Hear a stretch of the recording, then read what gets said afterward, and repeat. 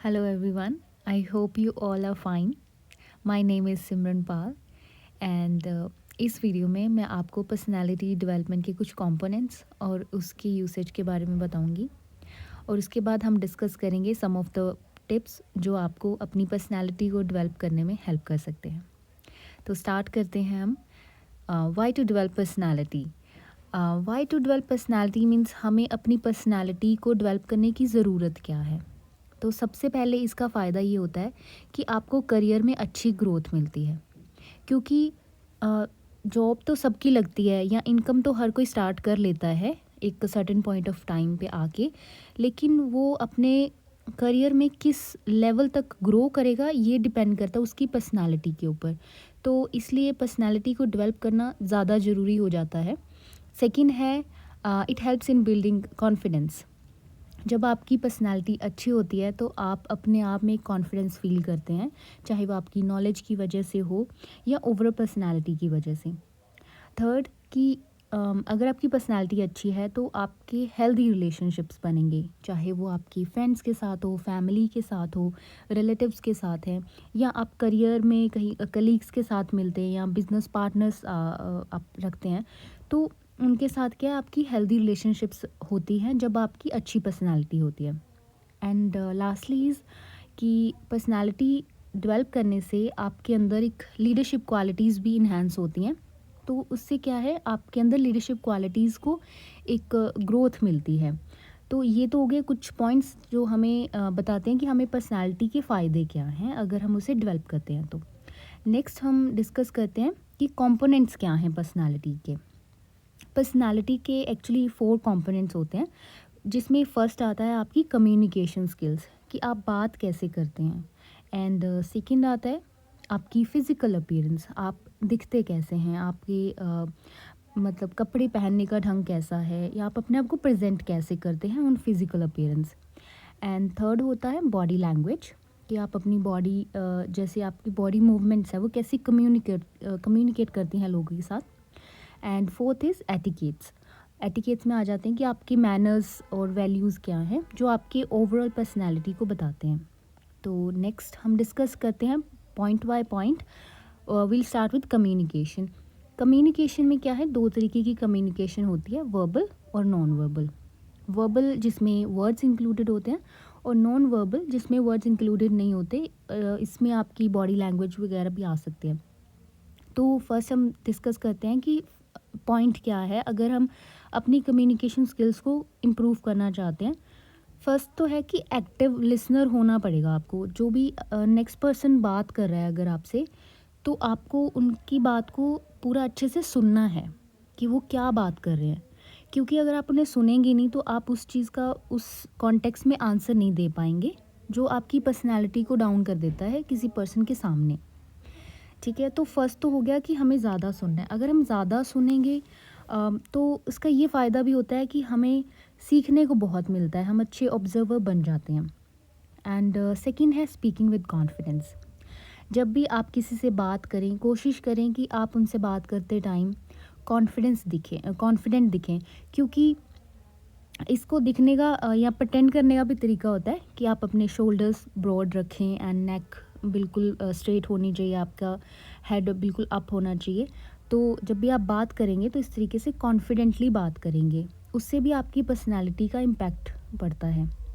Third हो गया eye contact, कि जब भी आप किसी से बात करें आपको उनकी आइज़ में देखना है। तो इसके कुछ टिप्स होते हैं कि आप यहाँ तो नोज़ के टिप पे देख लो, या आप उनकी आइज़ का कलर चेक करने की कोशिश कर सकते हो। तो उससे क्या है, आप शो करवाते हो कि हाँ, मैं आपकी बात को सुन रहा हूँ, ध्यान से सुन रहा हूँ। तो आई कांटेक्ट मेंटेन करना while communicating is very important. And lastly is time management.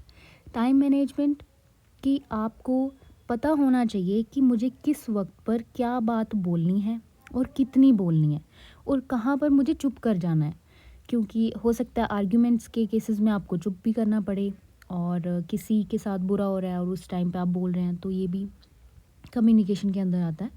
और किस अथॉरिटी के साथ हमें कितने की बात करनी चाहिए या कितना मजाक करना चाहिए, ये भी हमें पता होना चाहिए। तो ये कम्युनिकेशन स्किल्स के अंदर आता है। नेक्स्ट पॉइंट हम डिस्कस करते हैं फिज़िकल अपीयरेंस के ऊपर।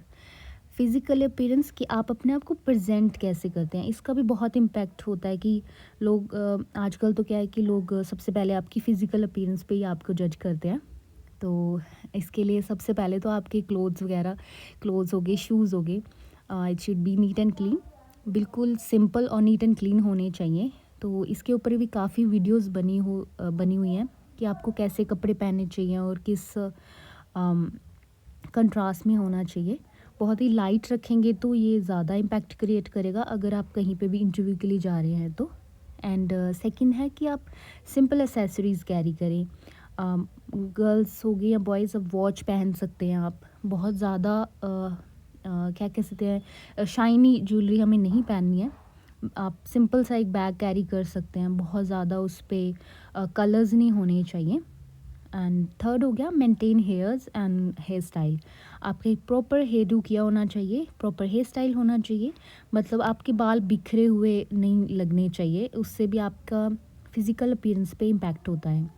And last is to carry a gentle smell, मतलब आप जब भी किसी के पास जाएं तो आप में से बदबू नहीं आनी चाहिए, आपके एक जेंटल स्मेल होनी चाहिए। आप कोशिश करें कि आपने डीओ या परफ्यूम यूज़ किया हुआ हो, तो उसका भी इम्पैक्ट क्रिएट होता है।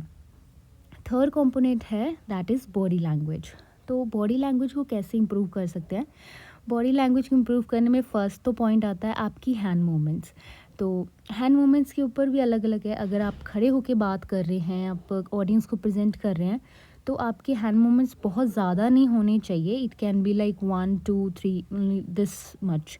हैंड मूवमेंट्स पे आप हैंड्स को ऊपर की तरफ अगर रखेंगे तो ज़्यादा इम्पैक्ट क्रिएट होता है जब आप ओपन लैंग्वेज में बात करते हैं। तो अगर आप बैठे हुए हैं तो अपने हैंड्स को आप कोशिश करें कि अपनी इंडेक्स फिंगर्स को जोड़कर बैठें, और आप टेबल से नीचे रख सकते हैं अपने हैंड्स, सो दैट कि आप नर्वस हैं कि नहीं वो पता ना लगे। तो हैंड मूवमेंट्स भी इसमें आता है। एंड सेकंड हो गया स्माइल, मतलब आप जब भी किसी से फर्स्ट टाइम मिल रहे हैं या अपने कलीग से मिल रहे हैं या फ्रेंड से मिल रहे हैं, आप ऐसे इंसान होने चाहिए कि जिसको लोग देख के स्माइल करें, और आप भी उन्हें जब भी मिलें तो हमेशा स्माइल होनी चाहिए आपके फेस पे। ये बहुत अच्छा पॉइंट है जो आपको अपनी पर्सनालिटी में इंक्लूड करना चाहिए। थर्ड हो गया गुड हैंडशेक, मतलब जब भी आप किसी से मिलें आपको उन्हें गुड हैंडशेक देना है। बहुत ज़्यादा ग्रिप भी नहीं होनी चाहिए और बहुत ज़्यादा लूज़ भी हैंडशेक नहीं होना चाहिए। एंड आप अपना हाथ मतलब रख सकते हो एल्बो के ऊपर, क्योंकि आप शो कर रहे हो उनको रिस्पेक्ट शो कर रहे हो, तो ये हो सकता है।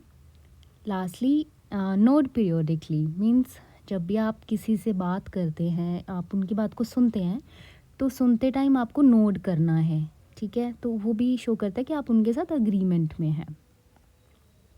लास्ट पॉइंट इसमें आता है एटिकेट्स। एटिकेट्स के ऊपर बहुत सारे पॉइंट्स बन सकते हैं, लेकिन 4 मैं इसमें इंक्लूड कर रही हूँ। दैट इज़ फर्स्ट तो हो गया कि आपको पोलाइट रहना है। एटिकेट्स ऐसी चीज़ें हैं जो दिखती नहीं हैं, बट जब आपके साथ कोई बिहेवियर में डे टू डे लाइफ में बात करता है तो तब पता लगता है कि आपके एटिकेट्स क्या हैं। तो पहला तो गया, आपने जब भी बात करनी है बहुत पोलाइटली बात करनी है। और कोई अगर कहीं आपको लगता है कि किसी की मुझे हेल्प करनी चाहिए, तो हमेशा उनकी हेल्प करें। कभी भी ये ना सोचें कि मुझे इसके बदले में क्या मिलेगा। तो ऐसी चीज़ें अगर आप करोगे तो आपको अपने आप में कॉन्फिडेंस फ़ील होगा। आपको अपने आप में एक अपनी ही पर्सनैलिटी को आप इम्प्रूव करता हुआ देखेंगे। तो ये ज़रूर आता है एटिकेट्स में। इसमें डाइनिंग एटिकेट्स भी आते हैं कि आप जब भी बाहर कहीं खाने जाएं तो आपके चम्मच से बहुत ज़्यादा आवाज़ नहीं आनी चाहिए, या आपकी वजह से किसी को भी दिक्कत ना हो। मुझे लगता है ये एटिकेट्स में आता है कि आप चाहे पब्लिक में हैं तो फ़ोन पे बहुत ज़्यादा ऊंची आवाज़ में बात ना करें, है ना? अच्छा, आप अगर आप क्यू में लगे हैं तो क्यू में लगना चाहिए आपको। ये सारे पॉइंट्स आपके एटिकेट्स में आते हैं। इसके ऊपर हम अलग से वीडियो बना लेंगे। और इसमें है कि जब भी आप किसी को मिलें तो उन्हें हमेशा थैंक यू कहें, और अगर आपसे गलती हुई है तो उसे एक्सेप्ट करें और उन्हें सॉरी कहें। एंड लास्टली इसमें है टिप्स कुछ पर्सनालिटी डेवलपमेंट के लिए, कि सबसे पहले तो आपको बुक्स और न्यूज़पेपर्स या करंट अफेयर्स पढ़ते रहना चाहिए। अगर आपकी नॉलेज अच्छी होगी तो ऑब्वियसली आप में कॉन्फिडेंस होगा और आपकी पर्सनैलिटी इंप्रूव होगी, और आपको हमेशा पॉजिटिव रहना है। आपको कुछ ना कुछ स्किल्स के ऊपर आप कोशिश करें कि आप सीखते रहें। हम स्किल्स के ऊपर भी अलग वीडियो बना लेंगे कि कौन-कौन सी स्किल्स हैं और कहाँ से हम उसको सीख सकते हैं। लास्टली इंग्लिश स्पीकिंग, ये तो बहुत ज़रूरी है। You need to know like how to speak in English and how to speak English confidently and fluently. तो ये आपकी पर्सनैलिटी डेवलपमेंट का एक टूल है जिसे आप यूज़ कर सकते हैं। ठीक है, तो कुछ इसी में मैं टिप्स ऐड कर रही हूँ इंग्लिश सीखने के। वो है, फर्स्ट हो गया मिरर टेक्निक, कि जब भी आप बात करें अपने आप से बात करके देखें, इंग्लिश में बोलें, क्योंकि मोस्ट ऑफ द टाइम क्या होता है कि हमें कोई सुनने वाला नहीं होता इंग्लिश में, राइट। तो आप अपने आप से बात कर सकते हैं, आप इंग्लिश शोज़ देख सकते हैं और उन्हें सबटाइटल्स के साथ सुन सकते हैं। थर्डली आप प्रैक्टिस करें, अगर आपको कोई फ्रेंड मिलते हैं तो भी, नहीं तो ऑनलाइन आजकल बहुत एप्लीकेशंस हैं, तो आप उसे भी यूज़ कर सकते हैं। And lastly keep it simple. Keep it simple means आप इसे इंग्लिश लैंग्वेज को सिर्फ लैंग्वेज की तरह ही पढ़ें और जहाँ से आपको लगता है कि मुझे स्टार्ट करना चाहिए वहीं से ही स्टार्ट करें। और लास्टली ये कुछ पर्सनालिटी डेवलपमेंट की टिप्स हैं, हम इसको नेक्स्ट वीडियो में डिस्कस करेंगे। सो तब तक के लिए bye bye, thank you so much.